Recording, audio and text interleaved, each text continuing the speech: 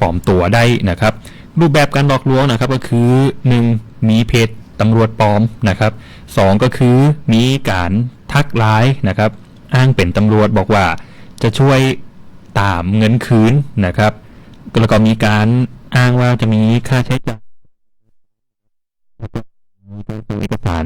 แล้วก็เอกสารที่ส่งมานะครับมิจฉาชีพเขาเอาโลโก้หรือว่าตราสัญลักษณ์ของหน่วยงานตำรวจนะครับเอาไปแอบอ้างนะครับเพื่อเชื่อว่าเป็นของจริงนะครับเพราะฉะนั้นพอเขาเชื่อว่าเป็นของจริงแล้วก็จะมีการหลอกนะครับเพื่อเอาเนี่ยโอนเงินไปเนี่ยนะครับคือประเด็นนี้มันมีหลายมิจฉาชีพนี่มันมาหลายรูปแบบตัวนะครับเนาะขนาดแม่แต่เจ้าหน้าที่รัฐยังโดนหลอกเลยนะครับแล้วเขาจะมีวิธีป้องกันจะได้นะครับเขาก็จะมี3วิธีนะครับก็คือ1ถ้าเป็นตำรวจจริงนะครับก็จะมีการทักแชทส่วนตัวนะครับแล้วก็2ก็คือ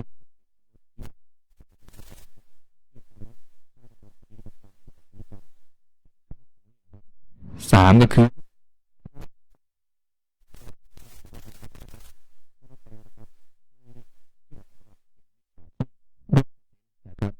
ก็ผู้ฟังในรายการซื้อสินทินล้านนานี่นะครับก็ถ้าหากว่าพบเห็นพบเจอนะครับโทรมาติดสาย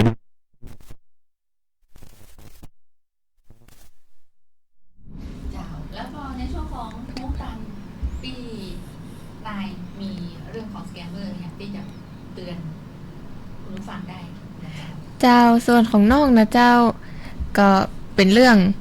ช่วยเหลือดาวเหยื่อสแกมเมอร์ห้องข่าวภาคเที่ยงยังคงมีการ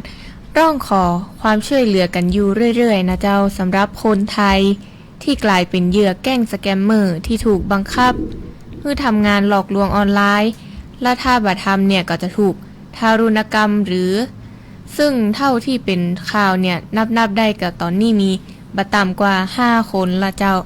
หลังจากก่อนหน้านี้นะเจ้ามีข่าวเรื่องของโตโต้ถูกหลอกลวงไปทำงานเป็นแก๊งสแกมเมอร์แล้วพี่ชายเนี่ยเชื่อว่าน่าจะเสียชีวิตแต่สุดท้ายแม่ได้อู้โทรศัพท์เนาะแล้วก็สอบถามแล้วคิดว่าบ่น่าจะเสียชีวิตเพราะว่าปลายสายเนี่ยตอบสารพัดคำถามของแม่ได้แล้วก็ตัวเลขผู้เสียชีวิตเท่าที่เป็นข่าวช่วงนี้เนี่ยจึงกลับไปอยู่ที่4คนเจ้าแล้วก็กระทั่งวันเสาร์ที่ผ่านมาเนี่ยมีรายชื่อผู้เสียชีวิตรายที่5ชื่อดอนเป็นข้อมูลจากคุณเบิร์ตนะเจ้าผู้ประสานงานศูนย์ IMF บอกว่าเขาเสียชีวิตเมื่อวันที่22พฤศจิกายนหลังถูกเชือกไฟฟ้าทรมานสารพัดพิกัดถูกกระทำเกาะฐานบัวไลที่เดิมแต่บ่ฮู้จะหาศพเจอก่อนะเจ้ายืนยันเรื่องนี้มาจากแม่ของดาวและแม่ของดอนที่มาพร้อมกับจ่าคิงมาขอความช่วยเหลือกับตำรวจสอบสวนกลางโดยเฉพาะแม่ของดอนเนี่ยที่ร้องให้สะอึกสะอื้นตลอดเวลานะเจ้าจากข้อมูลเนี่ยยืนยันได้ว่าคนที่ชื่อดอนเนี่ยน่าจะเสียชีวิตแล้วอยู่ที่กอกงโดยมีคนที่ยังต้องอยู่ทำงานให้กับแก๊งสแกมเมอร์ยืนยันเรื่องนี้เนี่ยส่วนดาวบ่ฮู้ปลายทางว่าตอนนี้อยู่ไหนกันแน่ในขณะที่ญาติเนี่ยสรุปสาเหตุของการถูกทำร้ายร่างกายว่าก่อนหน้านี้เนี่ยดอนพยายามจะรวบรวมเงิน 400,000 บาทเพื่อไถ่ตัวเองกับแฟนสาวเนาะก็แต่พอเก็บเงินครบก็ถูกเรียกเพิ่มขึ้นอีก 100,000 บาทจึงต้องทำงานต่อแล้วก็ระหว่างนั้นเนี่ยก็มีข่าวเรื่องของสุดาแล้วบอสจีนเนี่ยไล่บี้หาคนรับผิดชอบจนมาเจอว่าเกี่ยวข้องกับดอนจึงเป็นเหตุให้ถูกพาตัวไปทำร้ายร่างกายและเสียชีวิตส่วนดาวเนี่ยมีข้อมูลว่าถูกขายต่อเจ้าอันนี้ก็ต้องเตือนเนาะบางทีแบบคนรุ่นใหม่เนี่ยอาจจะหันว่าโอ้หาเงินง่ายอะเนาะแต่พอสุดท้ายแล้วจะต้องจบชีวิตด้วยภัยสแกมเมอร์จะอีก็พ่อแม่ผู้ปกครองก็ต้องดูแลบุตรหลานตัวเองเนาะอันนี้ก็เป็นช่วงหูตันป้องกันภัยสแกมเมอร์ในช่วงของสื่อศิลป์ถิ่นล้านนาวันนี้เจ้า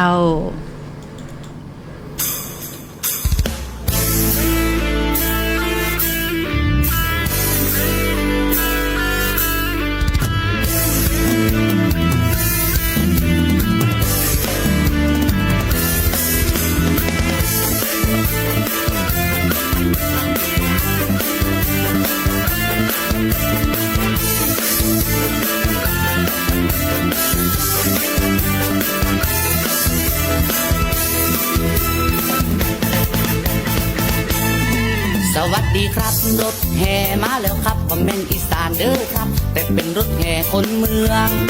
มาม่วนกันครับเต้นกันฮือยับพร้อมบรรเลงแล้วครับเชิญมาเต้นด้วยกันบ้านเฮาก็มีเชิญจวนน้องปีเต้นแบบฟรีๆแต่ว่าห้ามตีกันจะขอเพียงอย่างเอิ้นกันขึ้นมาดึงสตริงสามชาเดี๋ยวจะจัดให้ฟังอยากม่วนก็ขอเมาแล้วก็เต้นสายเอวเน้นเชิญมาเต้นด้วยกันรอบนี้กำเมืองอนุรักษ์สืบสานกำเมืองพื้นบ้านผสมผสานรถแห่ปล่อยหลวงปล่อยลามงานบ้านงานวัดบอกมาเตอะครับจัดได้เต็มที่งานบวชงานปล่อยงานประเพณีแห่ไม่กำสลีฟ้อนผีเฮาก็ไป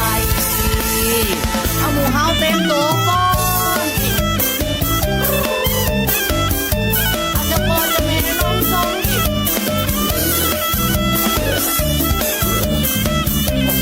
นี่เจ้าของคำเหล่าเบิดเอาฟ้อนต่อ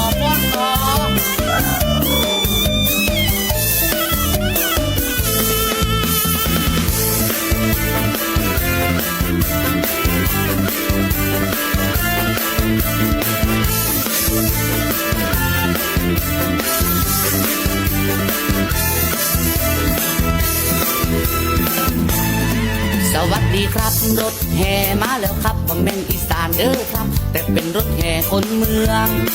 มาม่วนกันครับเต้นกันฮือยับพร้อมบรรเลงแล้วครับเชิญมาเต้นด้วยกัน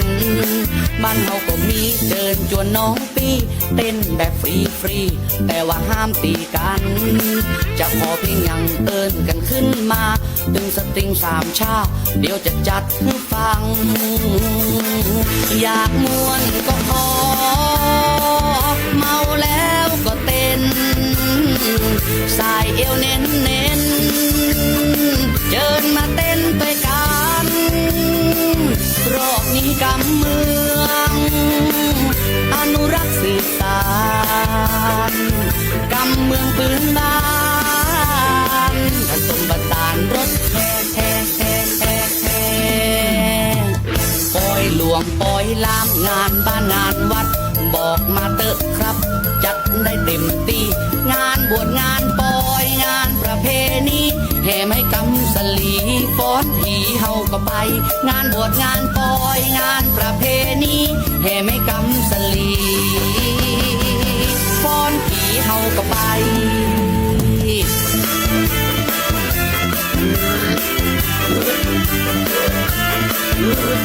โอ้จะบอกจะมาลามกันนะ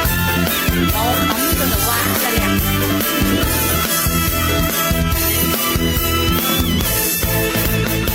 โอ้ยังเปิดวงใหม่มั้งช่วยจะได้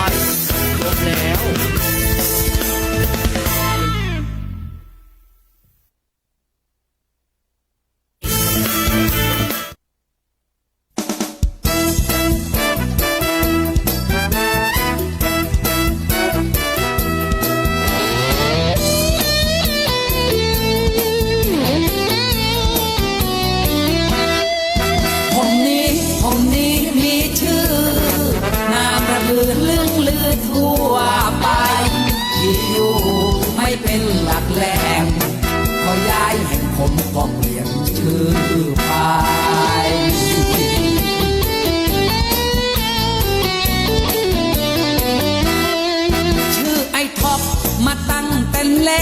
เมื่อตอนเป็นเด็กอยู่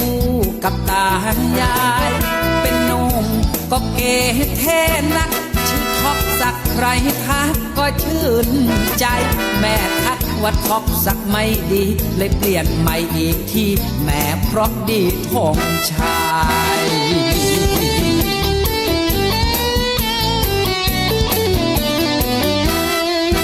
อุตส่าห์ทำมาหา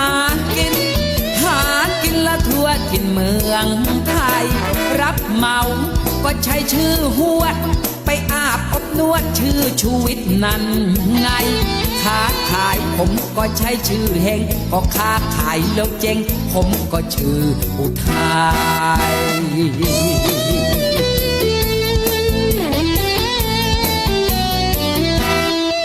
ผมนี้มีชื่อนามระบือลึงลือทั่วไปที่อยู่ไม่เป็นหลักแหล่งพอย้ายแห่งผมก็เปลี่ยนชื่อไป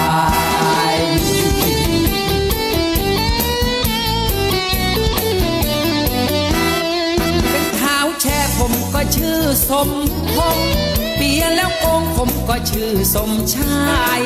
เซ็นเช็คผมก็ชื่อบุญเทงถ้าหากเช็คเด้งแล้วผมก็ชื่อชาติชาย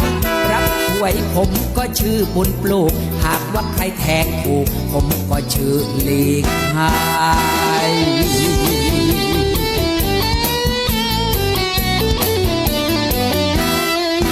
ู่เจียงไฮ้เขาห้องไอ้แก้วเมาไม่อยู่พะเยาเปลี่ยนเป็นแก้วมาลูนไม่อยู่ลำปูนเขาห้องไอ้แก้วบอกอยู่เชียงใหม่ขอบอกเปลี่ยนเป็นแก้วลืมลายชีวิตผมโชคชนเต็มที่เหนือกว่านี้คงจะไม่มีใครเหนือฟ้าก็ยังมีฟ้าเหนือกว่ายาก็ยังมีควายสุดท้ายชื่อวิทูลใจพรหมเป็นนักร้องเสียงคมกล่อมให้ท่านสุขใจ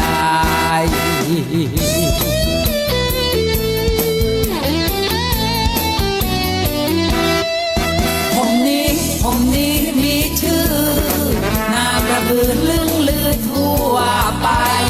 ที่อยู่ไม่เป็นหลักแหล่งพอย้ายแห่งผมก็เปลี่ยนชื่อไป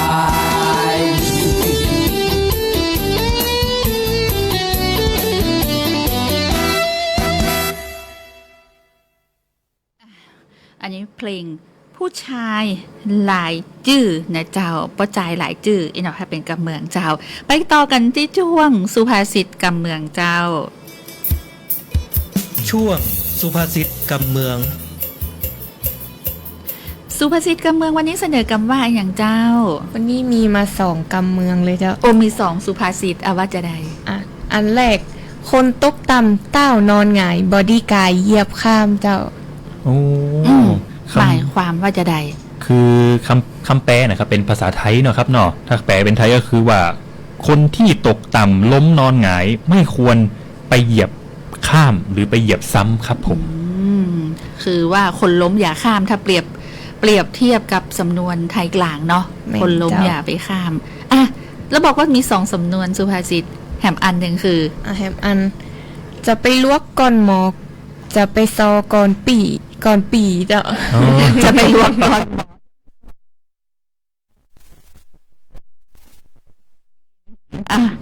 หมายความว่าจะได้คือคำว่าปีนะครับปีในภาษาเหนือก็คือพี่นะครับเนาะถ้าแปลคำไทยก็คืออย่าฉลาดก่อนหมออย่าซอก่อนพี่นะครับ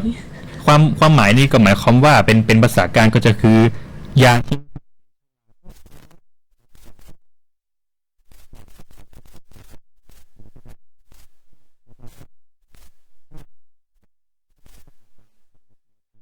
ก่อนอย่าไป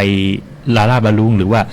อวดรู้อวดฉลาดครับผมจะไปอวดลวกแม่นครับไปอวดลวกอีนะคนเมืองเพิ่นว่าอีนะห้ามอวดเนาะหมอเปิ้นก็มีความเป็นวิชาชีพของเปิ้นมีหน้าที่ใน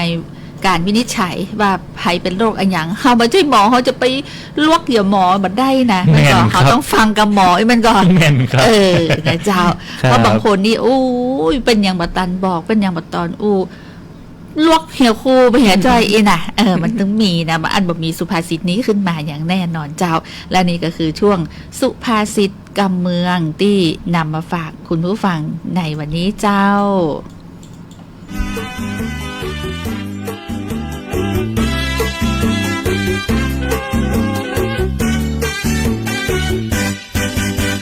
เชิญครับเชิญพระคุณผมหอวิทูลนามสกุลใจพรหมรับรองโหราศาสตร์ไทยแม่นคนแก่แห่นว่าจะมีแฟนกี่คน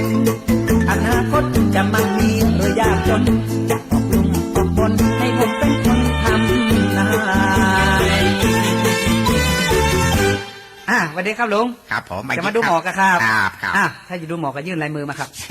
มือบักสะอาดนะครับ มันเป็นยัง ลุงอย่างลายมืออย่างห้องเมืองห้างเนี่ย จะดูกันดูไปเลยไงบัตรมาติห้านตินี่มันบัตรจับนะ โอ้จ้าดนี่มันอะไรอย่างอะลุง มันเป็นคำอู้ของคนรุ่นใหม่คุณบักเข้าใจลุงเกิดวันอย่างครับ วันอาทิตย์ อ๋อวันอาทิตย์ก็เดียวกันเนอะ อาทิตย์มาเนี่ย ดูตำรากันเนอะลุงเนี่ยในตำราบอกว่าท่านที่เกิดในวันอาทิตย์ แพ้ฤทธิ์เขี้ยวงา แพ้หมูแพ้หมาท่านว่าไม่ดี ยามเมื่อเวนไตรวิ่งไล่กากี ถูกยักษ์ดักตีที่หน้าโรงแรม โอ้ลุงวันนี้บัดดีนะลุงเนอะ โอ้ไป ลุงจะฟังวันไหนน่ะ เดี๋ยวฟังไป เนี่ยยังไม่ได้ขึ้นกับหมอด้วยเนี่ย โอ้เอาไว้ให้ก่อนนะมันจึงจะได้ปีมาแอวหากันอยู่จะเกิดมันอย่างแกบอกหูเตือนนี่ไปเนอะ ไอ้ยังแปะไปข้าหมอพวกเนี่ยมันนั่งไม่เจ้ายังไม่ได้สักบาทเลยเนี่ยโอ้ดวงบัดดีด่ะ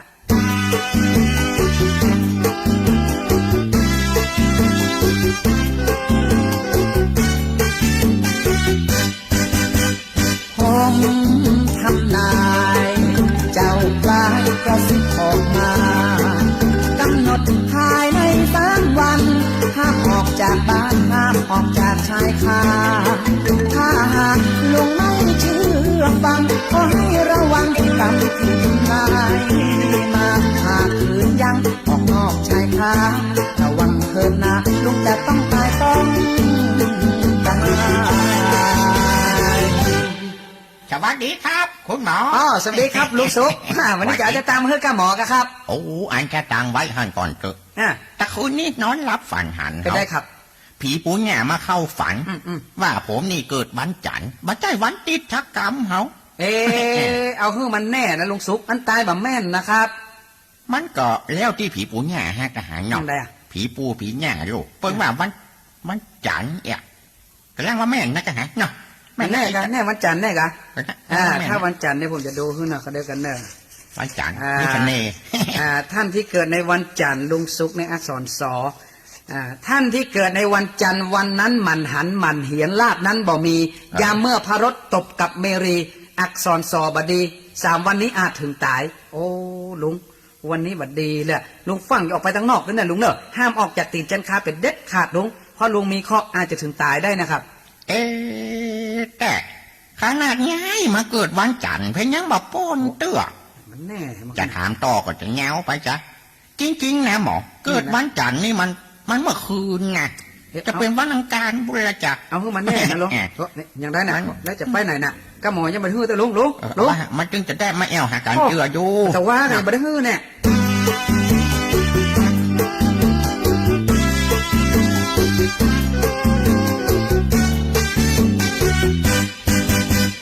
ตายต้องตายหมอทายว่าต้องตายต้องตายหมอดูคู่กับหมอเดาอยู่ที่ใจเฮาไปใจกำทำนายครบ3 วันลองนั่งหัวบันไดผมชายคาจากไกลรู้สึกจะตายบ่ตายฮัลโหลป่าสุกกะเจ้าจ้าป่าชูบ่ใจป่าดีไผ่จ้าวันนี้นัดเลขไว้ลืมไม่ยังป่าเลขลานทองเจ้าอ๋อจ้าจำได้เสมอคนดีทุนหัวไอ้คือว่าอีนั้นเลยจ้าหมอเพิ่งดูว่าภายใน3 วันเนี่ยห้ามออกจากบ้านโดยเฉพาะห้ามออกจากนอกใจขาเด็ดขาดถ้าบางอย่างอาจตายอีนะอันป่าขอเปลี่ยนเป็นวันพรุ่งนี้ได้หรือเปล่าจะป้นวันนี้แล้วนะเลิกกึดแล้วป่าคนบ่มีสัจจะถ้าจะมาวันพุธมันต้องมาดีกว่าแล้วจะปิกบ้านไปเยี่ยมแม่เดี๋ยวนะเล็กเล็กจ้าเล็กไอ้เชฟฟังกับหมอก็เป็นดีผ่านหนูเล็กจะปิกบ้านไปเอี่ยวหาแม่จะปิกมาเมื่อใดก็บ่าบอกแต่ไม่ชอดตากล้วยเจือดีบ่เจือดีเนี่ยแต่มันจะไปหนังตีนกันได้กืดพอชัก3 นาทีก่อนนะ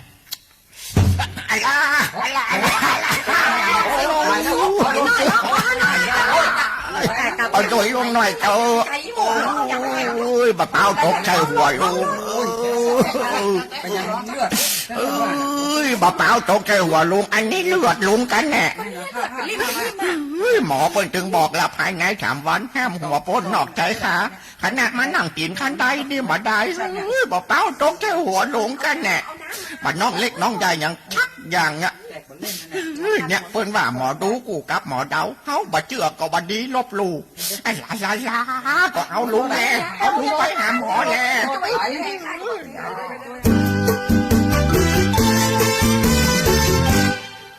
โอ้อาชีพใหม่ที่กำลังหันเปล่งประกายละ หมอดูนะเจ้า หมอดูเป็นคู่กับหมอเดาไผชอบดูหมอพ่องนี่ดีเจ2 คนนี่ดีเจเต้ดีเจนายชอบดูหมอน้อย บัก เนาะ เกยพอค่ะ บ่เกยพอเนาะสงสัยถ้าอยากต้องไปศึกษาวิชานี้แหมหลักสูตรยังละหมอดูอีนะหมอดูครับ หมอดูโหราศาสตร์ ก็ เนาะ มีพ่องครับผมก็มีพ่องเพราะว่าเขาก็อยากจะหู้บางทีเขาก็มันก็อนาคตเขาจะเป็นจะใดอะไรเงี้ยมันก็น่าตื่นเต้นอยู่ครับ เวลาเราดูก็มาเป็นอย่างกาฟังหูไว้หูนะบัดนี้ไปเจือหมด อันนั้นบะเป้าตกใส่อ่ะเกี่ยวเพลงไงนะหมอดูไทยแม่นก็ตัวเก่าเป็นนั่งอยู่หน่อไปบอกหมอดูปุ่นนะเพราะฉะนั้นอาชีพนี้นี่ก็มีทั้งเต้าตัวกับติดลบนะฟังดูแล้วเนี่ยเนาะบางทีเฮาทายไป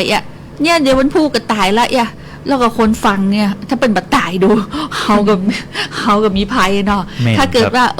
เขาอุบไปเป็นตายแต่ก็เป็นตุ๊กกับเปิดแฮม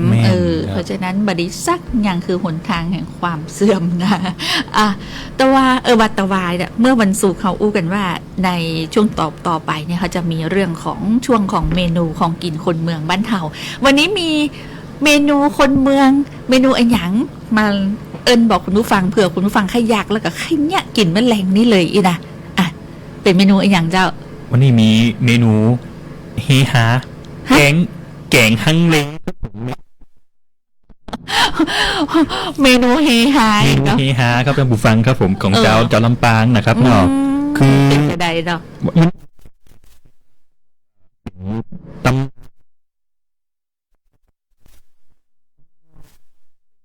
ต้องสุดลำปางอีเนาะต้องสุดลำปางแต่นะครับท่านผู้ฟังครับคือง่ายๆนะครับก็คือว่าเดี๋ยว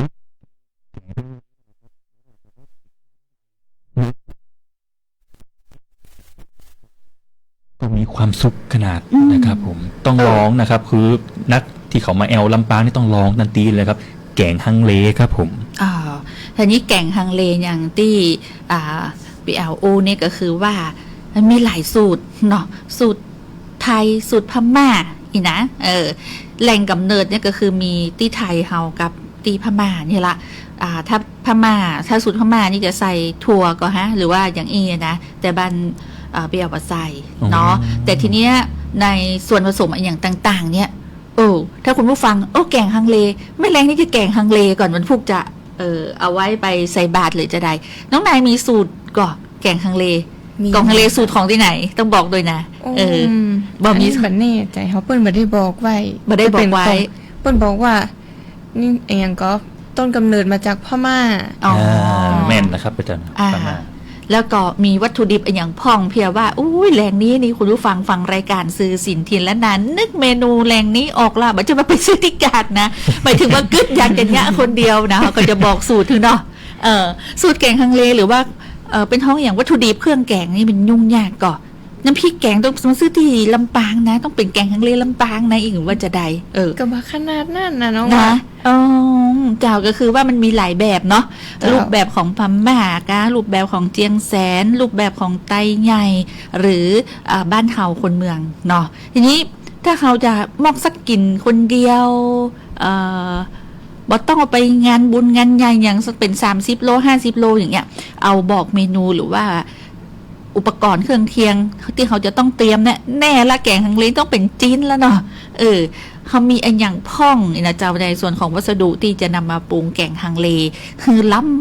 ำนี่นะลำแต้ๆอีนะพอจะบอกสูตรคร่าวๆที่เป็นกลางๆอีได้ก็อันนี้น้องจะบอกสูตรสัก2 คนละกันเพื่อใครอยู่กับ แม่กับลูก2 คนอยู่ในบ้าน โอ้อ่ะ น่า บ รั อกเลย ขนาดครับผม ช่วยกันแปลงช่วยกันทำอีเนาะ อย่างแรกนี่ก็มีเนื้อหมูสันคอ250 กรัม หมู3 ชั้น250 กรัมพริกแกงฮังเล50 กรัมน้ำสะอาด500 กรัมหอมหัวแดงหั่นสไลด์100 กรัมกระเทียมสดใช่ทั้งกรีบใช่กรีบเนี่ยใช่80 กรัมแล้วก็แบบซับละเอียดเนี่ย20 กรัมเจ้า แล้วก็มีขิงแบ่งซอยเป็นเส้น60 กรัมซับละเอียด10 กรัมแล้วก็ซีอิ๊วดำกับน้ำปลาเจ้า คือที่เป็นแกงฮังเลเนี่ยน่าจะเป็นที่ซีอิ๊วดำเนาะ ไม่ เพราะจิ้นเนี่ยเวลาเขาแกงมาน้ำแกงจะเป็นสีแดงแล้วก็จิ้นดีแบบว่า พอเวลาเข้าพริกเข้าเกลือแล้วปุ๊บจะออกเป็นสีน้ำตาลเค็มนักเค็มน้อยจะใดเนี่ยอยู่ที่ซีอิ๊วดำนี่แหละหรือว่าซีอิ๊วหวานเนาะ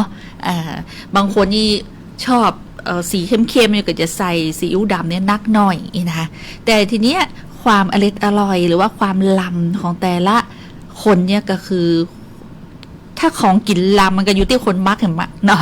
ถ้ามักเหมือนกันหมดถ้าชอบหวานใส่น้ำหอมดองนักๆอีกแบบโอ้บางคนก็หวานล้ำไปนะบางคนนี่ใส่น้ำหอมดองหรือน้ำกระเทียมดองนี่นะบ้านไปเอาห้องหอมดองอี จากตัวว่าปีนี่ที่ได้เป็นปลา ปลาแอวนี่นะซีอิ๊วดำนี่กันแล้วแต่ที่แน่ๆจะมีบะขามเปียะตัวบะขามเปียะตัวนี่นะจะลำแต่บางสูตรบางพื้นที่จะเป็นจะใส่ถั่วลิสงเนาะถั่วดินคั่วตัวลงไปเนาะแกงไปในหั่นตัวนะเจ้าแต่ที่แน่ๆสันคอนี่ตึงเหมาะขนาดเนอะแต่ว่าหั่นนี่กันแล้วแต่คนมักแหมบางคนหั่นติ่นน้อยเดียวบางคนก็หั่นติ่นใหญ่เนาะก็อยู่ที่ความชอบของแต่ละคนนะเจ้าเพราะบางคนบอกว่าโอ้ยถ้าหั่นติ่นน้อยเดียวนี่นะเวลาจิ้นมันหดตัวแกงเวลาเขาตั้งแกงฮังเลไว้อะมันจะหดเหลือน้อยเดียวนะมันก็จะดูบอลังการมันต้องกกติ่นใหญ่ แต่เขาก็ต้องดังหรือว่าเขาต้องแบบตั้งไฟมันเมินถึงมันหอมแกงฮังเลนะดูแล้วหมายถึงว่าเครื่องเคียงเครื่องแกงฮังเลอย่างนี้กับบานักนะแต่ตะกี้บ่ได้บอกเนาะว่าอย่างน้อยนี่จะต้องมีผงฮังเลนะน้องนายบ่ได้บอกว่ามีผงฮังเลนะเจ้าที่แน่ๆคือขาดบ่ได้ก็คือผงฮังเลที่จะเอามาหมักจิ้นของเฮาแล้วก็จะทำให้ความเข้มข้นหรือว่าสูตรของเฮาเนี่ยแบบว่าจะอันอย่างกระตามเนี่ยหอมเครื่องเทศแบบสุดๆเลยหอมไปตึ้งบ้านนะลองสังเกตดูเวลาพ่อแม่น้องนายหรือว่าน้องเต้ปู่ย่าตายายถ้าเป็นแกงฮังเลบอกว่าจะเป็นวันปีใหม่เมืองกะปีใหม่กะเป็นกะจะแกงไว้รอลูกรอหลานนี่นะหอมตลบอบอวนไปตึ้งบ้านเลยนะอยู่ที่ไหนก็ได้กินแกงฮังเลหมดมาถึงกลิ่นที่มันไปไกลนะอยู่หน้าบ้านยังหอมมาอยู่หน้าบ้านเนี่ยกินอยู่หลังบ้านเนี่ยนะแล้วก็ใครอยากนะเคยกินก่อนเคยกินครับแล้วก็ใครอยากตัวครับคือมันหรือน้ำลายแล้วนี่ เจ้าบางสูตรเป็นใส่บักขนาดตัวเนอะใส่บักขนาดไปหน่อยหนึ่งอาจจะย่อยคือมันนุ่มแม่นนะเจ้านอกเหนือจากจะใส่ขิงซอยกระเทียมแล้วมะขามเปียกน้ำตาลทรายอย่างต่างๆนี่นะบางที่ใส่ถั่วลิสงครัวบางที่ใส่สับปะรด2 ช้อนโต๊ะอินะเพื่ออันนี้น่าจะเป็นสูตรของแต่ละตีเนาะที่ว่าอาจจะเพิ่มรสชาติคือหมูนั้นนุ่มเนี่ยเนาะบางทีเขาทำเมนูหมูอันอย่างที่เกี่ยวกับหมูแล้วก็ต้มเนี่ยแล้วก็ใส่บะขนัดเข้าไปเนี่ยมันก็ลำนะเนาะโอ้ถึงของกินนี่ไปแอลขยักกินข้าวก็วันนี้สูตรแกงฮังเลได้ไปแล้วเนอะมีใครอยากได้สูตรไหนก็เอิ้นมาบอกหรือว่าใครมีสูตรเด็ดอย่างจะเล่าสู่กันฟังก็เล่าได้ในช่วงของกินคนเมืองบ้านเฮาวันนี้แกงฮังเลวันพุธเขาจะตำน้ำพริกตาแดงกันนะวันพุธจะมีสูตรน้ำพริกตาแดงเนอะเนาะวันนี้ก็เป็นเรื่องของแกงฮังเลไผ่มีสูตรเด็ดยังเอิญบอกตัวว่าเคล็ดลับอีนับเสน่ห์ปลายจะวักเนี่ยลืมไปนะน้องแอมมาได้อีนี่ก็บอกมาเลยเนอะคุณผู้ฟังเจ้าอันนี้เป็นเรื่องความอยากใครกินทันใครกินนี่นี่เป็นเรื่องตุ๊ก108,900เลยนะเพราะว่าบ่เหมือนกันเนาะความอยากของแต่ละคนเจ้า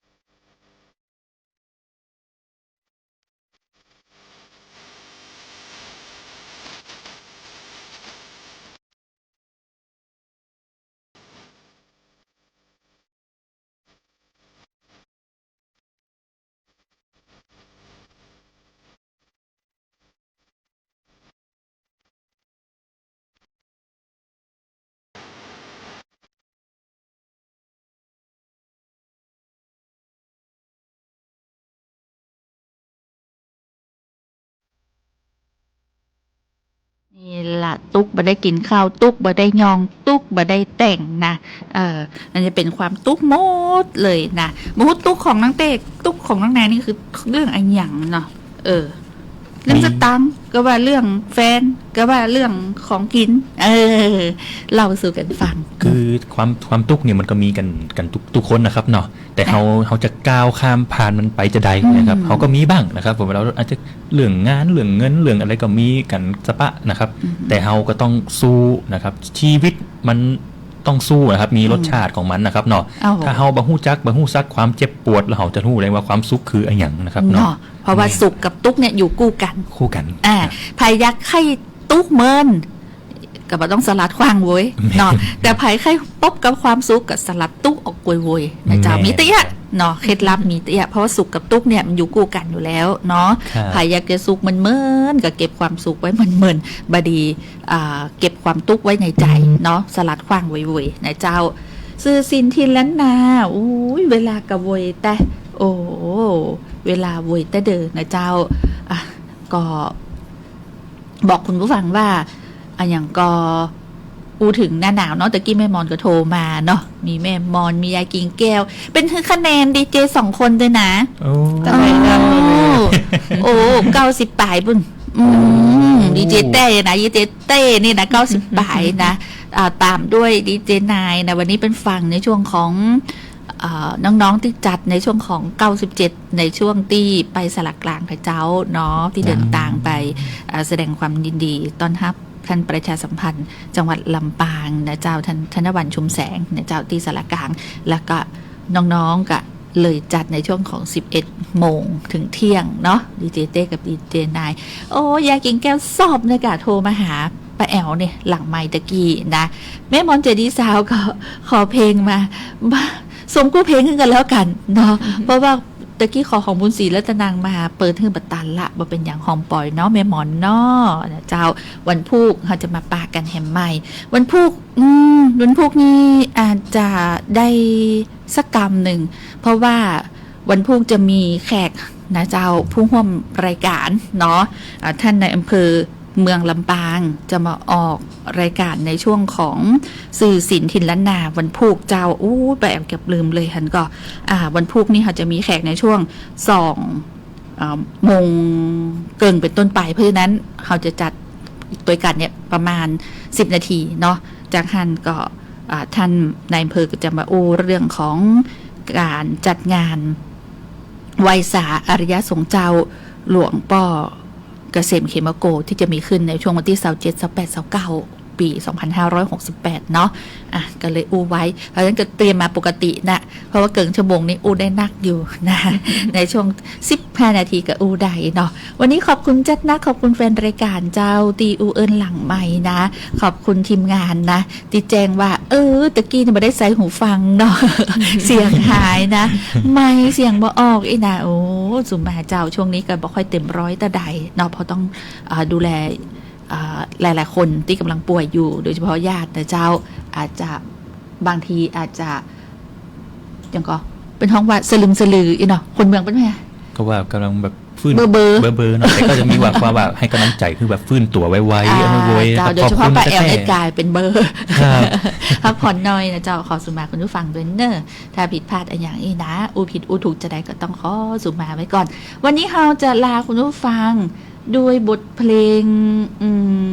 ของไข่ดีของแม่มอนยิบัตตันแล้วนะเอาไว้วันพุธเนาะเอาของไอ้นิดเธอไทยกันแล้วกันสาวน้อยนะกับอันอย่างก็เสน่ห์สาวล้านนานี่ละเนาะลาไปก่อนเนอะวันนี้นะเจ้าขอบคุณจัดนักสวัสดีเจ้าสวัสดีเจ้าสวัสดีครับ